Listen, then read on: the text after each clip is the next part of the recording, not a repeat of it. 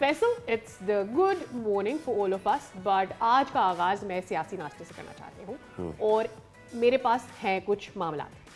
एक नहीं दो items. I think I have two things that I want to discuss. एक न शुद्ध दो शुद्ध, तो बताइए फिर क्या क्या मामला है। और वो ये है कि जो पहला टॉपिक है वो ये है कि सदर आसिफ अली जरदारी ने पंजाब में पीपल्स पार्टी और मुस्लिम लीग नून के दरमियान बढ़ते वक्त जो इख्तलाफात हैं उससे हवाले से मुतालिका हलकों के साथ मामला को उठाने पर इतफाक़ कर लिया है। And at the same time Lahore में होने वाले इस इजलास में पीपल्स पार्टी रहनुमाओं ने वज़ीर आला मरियम नवाज़ के रवैये पर नाराज़गी का भी भाई इजहार किया है और तजवीज़ दी है कि अगर पार्टी को हुकूमत में मुनासिब हिस्सा नहीं दिया जाता है तो उसे ऑपोजिशन पर बैठ जाना चाहिए, ऑपोजिशन बेंचेस पर मौजूद होना चाहिए। And at the same time जो मौजूद लोग थे उन्होंने ये शिकायत भी की है कि वज़ीर आज़म पंजाब के मामलात पर मौसर किरदार अदा नहीं कर पा रहे हैं और पीपल्स पार्टी रहनुमा ने सदर जरदारी की जो मशवरा दिया है या कि वो मुतालिका इदारों को आगाह करें कि मरियम नवाज़ पार्टी इत्तेहाद में रुकावट डाल रही हैं और सदर जरदारी ने शुरा से 1 माह का वक्त मांग लिया है और इंदिया दिया है कि वो नवाज शरीफ से मुलाकात में ये मामला उठा सकते हैं। So this is one thing that ये तो हो गया वफाक का मामला। अब मैं जरा एक सूबाई मुद्दा पेश कर दूं अगर आपकी इजाजत हो तो। खैबर पख्तूनख्वा के वज़ीर आला सुहेल आफरीदी ने सूबे में अमन के क़याम के लिए 25 अक्टूबर को ज़िला खैबर के तहसील बाड़ा में एक बड़े अमन जिरगे का इनेकाद का ऐलान किया है। उन्होंने कहा कि ये जिरगा कबायली अमायदीन, रहनुमाओं और नौजवानों पर मुश्तमिल होगा और सियासी वाबस्तगियों से बालातर रहेगा। और दूसरी ही जानिब नई सूबाई काबीना के लिए मुशावरत भी मुकम्मल हो चुकी है। 2 रोज़ में 8 से 10 वज़रा का ऐलान मुतवक्के है। वज़ीर आला ने बानी PTI से अडियाला जेल में मुलाकात के लिए अदालत से रुजू भी कर लिया है। इस पर अदालत ने एतराज़ात भी उठाए हैं और उसके साथ साथ सुहेल आफरीदी अभी आए और अभी उनके तहफ़्फ़ुज़ात भी शुरू हो गए हैं। उन्होंने ये भी कहा है कि जी वफाक की गलत पॉलिसियों की वजह से खैबर पख्तूनख्वा में सारे मामलात हुए और उन्होंने बुलेट प्रूफ गाड़ियाँ हैं उनकी शिकायत की कि जो वफाक हमें गाड़ियाँ दे रहा है बुलेट प्रूफ के नाम पे वो बुलेट प्रूफ नहीं है। तो इस सब पे हम बात कर लेते हैं। हमारे साथ ही ने तज्ज़ियाकार एहतशामुल हक मौजूद हैं और देर में हमें दीगर भी ज्वाइन करेंगे। तो सबसे पहले तो एहतशामुल हक साहब के पास चलते हैं। एहतशाम साहब सुबह बखैर और बहुत शुक्रिया आपके वक्त के लिए। ज़रा पहले इस्लामाबाद की बात कर ली जाए। पूरी कोशिश है कि मसालहत की हंडिया पक जाए और आसिफ जरदारी ने इस हांडी को पकाने के लिए 1 माह का वक्त भी मांग लिया है। क्या लगता है मसालियत की दाल गलेगी या फिर मामला ऐसे का ऐसे ही रहेगा? देखिए, कुछ चीज़ें जिस तेजी के साथ डेवलप हुई हैं वो तो कुछ सामने नजर आती है, कुछ पसे पर्दा भी बहुत कुछ हुआ है।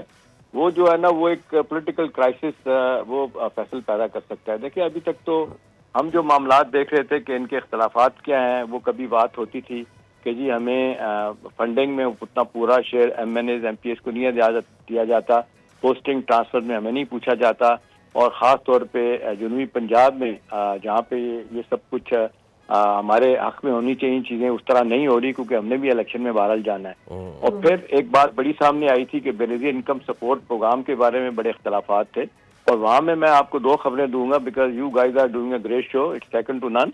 एक तो ये है कि वो जो बेनज़ीर इनकम सपोर्ट का प्रोग्राम है ना वो इस वक्त उस तरह से नहीं चल रहा। उसकी वजह है कि वहाँ पे बोर्ड ऑफ डायरेक्टर्स नहीं है और वो मुबीना खालिद जो है वो कहती है कि जी मैं काम नहीं कर सकती, मैं जिस तरह पैसा तकसीम करना चाहती हूँ नहीं हो रहा। दूसरा, उसके जो बेनज़ीर इनकम सपोर्ट प्रोग्राम के जो सेक्रेटरी है ना उनसे उनके बड़े इख्तलाफात हैं। वो चाह रही हैं कि उनको वहाँ से हटाया जाए, फेडरल गवर्नमेंट को हटा नहीं थी। एक ये इशू बना हुआ है। इस पर तो चले इतने मसाइल मुश्किलात नहीं है। असल मुद्दा जो है ना मैं आपको बता देता हूँ, बड़ी खबर ये है कि अब जिस तरीके से आपने देखा कि फील्ड मार्शल की भी मुलाकात हुई थी जरदारी साहब के साथ, मेरी इत्तलात है वहाँ पे भी जो मैं इशू बताने जा रहा हूँ उस पर बात हुई है और इनके दरमियान जो आपने देखा शहबाज शरीफ साहब से भी बात हुई है और इनकी पॉलिटिकल कमेटी जो बनाई गई थी उसमें भी हुई है। वो ये है कि इस वक्त मरकज ने फैसल कर लिया है कि 18वीं तरमीम जो है इसमें तब्दीली लेके आनी है। NFC अवार्ड जो है ना वो उसको तरतीब दोबारा से देना है क्योंकि NFC अवार्ड में 2010 में ये गवादर में इजलास हुआ था, मैं भी वहाँ मौजूद था। वहाँ पे 1 गो में 10% जो है ना वो मरकज से तरह अपना फंड लेके तो बढ़ा दिए गए थे सूबों को। इस वक्त सूरत हाल है कि 60% सूबों को पैसा जाता है, 40% जाता है मरकज के पास। तो हुकूमत चलाने के लिए, दफा के लिए, डेट अदा करने के लिए हुकूमत के पास पैसे नहीं है। ये जोर दे रही है इनके मरकज पे कि जी आप इसको रिव्यू करें। इस पे पीपल्स पार्टी थोड़ा सा दबक रही है। और दूसरा जो ज्यादा सीरियस मसला है वो है पानी का मसला।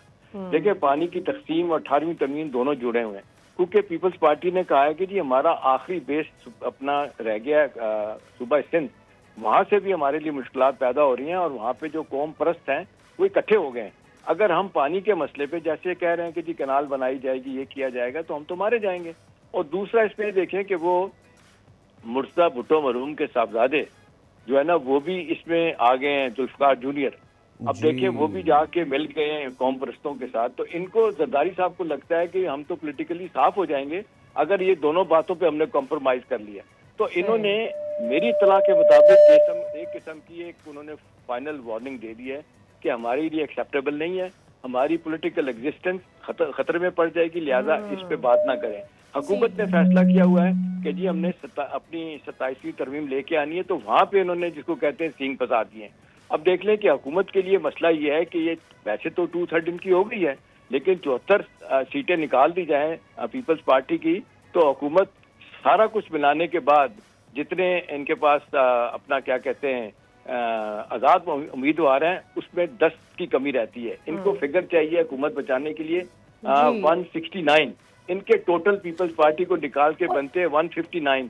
तो 10 का फिगर नहीं पूरा हो रहा। ये डिबेट जब से पहली धमकी पीपल्स पार्टी ने ऑपोजिशन बेंचेस पे बैठने की दी थी, तब से ये डिबेट है कि कितनी सीटें नून लीग को चाहिए हो सकती है हुकूमत बचाने के लिए अपनी to stay in the majority. We come on the other topic of today जो हमने शुरू में डिस्कस किया था, वो था KPK वाला मामला। एक तो ये कि आफरीदी साहब ने आते ही, जिस तरह से फैसल भी ये बात कर रहे थे कि कुछ मुतालबात उन्होंने सामने रख दिए हैं, that's one part of it. लेकिन उससे ज़्यादा इम्पॉर्टेंट मेरे लिए वो जिरगा है और वहाँ पर आई हैव सम रिजर्वेशंस। अगर तो आपके पास कोई इंसाइट है तो मुझे आगाह कीजिएगा, क्या इस किस्म के जिरगे मज़ीद ताल्लुकात को बेहतर कर सकते हैं या ऑलरेडी जो सिचुएशन इस वक्त हमारी एक हार्ड लाइन बन गई है KPK में अमन के हवाले से, उसको मज़ीद ख़राब भी कर सकते हैं क्या? देखिए साथिया, खबर तो ये है मेरे पास जिरगे के हवाले से कि इन्होंने बहुत ही हार्ड लाइन लेने का फैसला किया है। अच्छा। अभी आप देख लें, लड़ाई शुरू में हुकूमत ने वज़ारत दाखिला ने इनको नई गाड़ियां दी हैं और चीफ मिनिस्टर साहब कह रहे हैं कि जी पुरानी गाड़ियां इनको वापस कर दिया जाए। ये वही चीफ मिनिस्टर हैं जिन्होंने परसों एक बयान दिया था कि जी अगर आपने मायदा ही करना था इनके साथ, अफगानियों के साथ, तो हम एक अरसे से कह रहे हैं मायदा कर लें, लेकिन माजरत के साथ नए आदमी हैं, बहुत चीजों का उनको नहीं पता। 20 दफा बातचीत हुई है, कभी कामयाब नहीं हुई। हर दफा बात करने के बाद मुकर गए। नतीजतन पाकिस्तान ने बीच में डाला है इसमें अपना कतर को और टर्की को, ठीक है ना। लिहाजा ये जिरगा जो है ना, सीधा सीधा ये है कि हुकूमत को कन्फ्रंट करने वाली बात है। आपने देखा DGISPR प्रेस कॉन्फ्रेंस करके आए थे, शादी आपको याद है, वहाँ पे बड़े वाज़ेह अल्फाज में कह दिया था कि दहशतगर्दी के लिए हर सतह पे हम जाएंगे, और ये कहते हैं हम ऑपरेशन नहीं करने देंगे। नतीजतन सूरत हाल स्टैंड स्टिल हो गई वहाँ पे। अभी ये तो थोड़ा सा एक जो लल है, जो पीरियड है, या बातचीत हो रही है या सीज फायर हुई है तो मामला रुका हुआ, अदरवाइज ये बिल्कुल तैयार ही नहीं है मरकज के साथ किसी तरह का कदम मिला के चलने के लिए। 1 पॉइंट एजेंडा है कि बानी PTI को रहा करवाना है, भले इसमें खुदा ना खास्ता कुछ भी हो जाए। देखें जो सूरत हाल इस वक्त सादिया हो चुकी है कि टोटली सूबा जो है ना, it's broke, it doesn't have any money. काम करने के लिए पैसे नहीं है, तनख्वाहें देने के लिए पैसे नहीं है, करप्शन इंतहा पे पहुंच गई है, कोई प्रोजेक्ट नहीं शुरू किया इन्होंने। ये एक सीधी सीधी जो है ना ये कन्फ्रंटेशन बढ़ाना चाहते हैं, और इसीलिए आपने देखा कि ऐसे बंदे को लेके आए कि जहाँ से लड़ाई ज्यादा से ज्यादा सियासी तौर पे हो। तो मुझे नहीं लगता कि ये जिरगे जो आप बुलाने के बाद ये अपनी मर्जी के लोगों को वहाँ बुलाएंगे। ये भी मैं आपको खबर दे देता हूँ साथिया, इन्होंने जो जिस तरीके से जिरगे में बुलाने के लिए लोगों को एक फहरिस्त बनाई है, वही लोगों को लेके जा रहे हैं कि जो लगता है कि लाइक माइंडेड हैं, वो जहाँ के बैठ के बात करेंगे, मरकज के खिलाफ बात करेंगे। तो देखें इस वक्त जो कोहेरेंट पॉलिसी होनी चाहिए। हमेशा से आपने देखा सियासी इख्तलाफात के बावजूद सूबे एक पेज पे होते हैं, कोई ये बात करने के लिए तैयार नहीं है। सूबा के जी हम अपनी मर्जी करें, पंजाब के जी मैं सिखों से अलहदा से बातचीत करूंगी, सिंध वाले के हम राजस्थान वालों से अलहदा बात करेंगे। ये फॉरेन पॉलिसी, डिफेंस, ये मरकज के दो बड़े पोर्टफोलियो होते हैं जो उनके पास है। मैं एग्जैक्टली एहतशाम साहब ये वाली जो एक आइडियोलॉजी है कि जी मुझे बताओ मैं जाके बात करता हूँ, मुझे दो ये काम मैं जाके बात करता हूँ, तो ये तो नहीं होता ना। स्टेट्स में, रियासतों में ये काम नहीं होता कि जी चलो जी तुसी लंघ जाओ साड़ी खैर है। ये आप जिम्मे, आप जो जिसके जिम्मे काम है वो करेगा।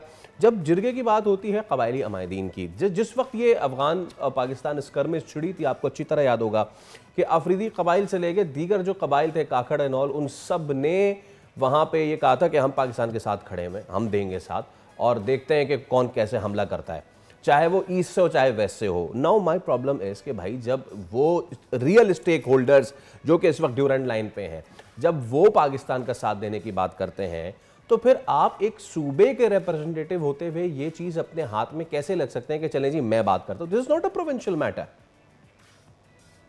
जी देखिए फैसल, ये टोटली अनएक्सेप्टेबल है, ये जिसको कहते हैं अनटेनेबल है। ये बात कोई सुनने के लिए तैयार नहीं है, मानने के लिए तैयार नहीं कि ऐसा हो सकता है। अभी आपने देखा ये हमारी 3 दिन की जो अफगानिस्तान के साथ जंग हुई थी, उसमें कबायली बड़े बड़े माहिदीन के स्टेटमेंट आपने अखबारों में पढ़े, टेलीविजन पे आए।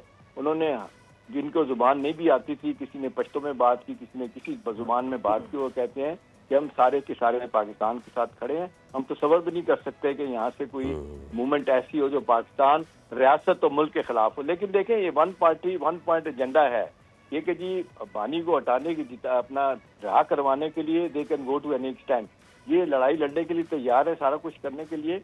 अब देखें, ये सारी चीजें किसी तरीके से भी इनकी बात नहीं मानी जा सकती। रहा सवाल कि जी मुझे पैरोल पे रहा करवा दें, मैं जाके बातचीत करता हूँ। भाई आपके जमाने में बातचीत हुई थी ना, आप बंदों को लेके आ गए थे, 25,000 खानदानों को लेके आ गए थे, उसमें से हार्डन क्रिमिनल दहशतगर्द थे, मारे गए, पकड़े गए। वो जब वहाँ छोड़ दिया गया उनको, उन्होंने वहाँ से जाकर दोबारा दहशतगर्दी की। तो आप क्या चाहते हैं कि बार बार तजर्बे किए जाए? तो once and for all it has to be eliminated, जिसका नाम है दहशतगर्दी। इसके लिए रियासत, सारी सियासी जमातें, सारी मजहबी जमातें एक है सिवाय PTI के।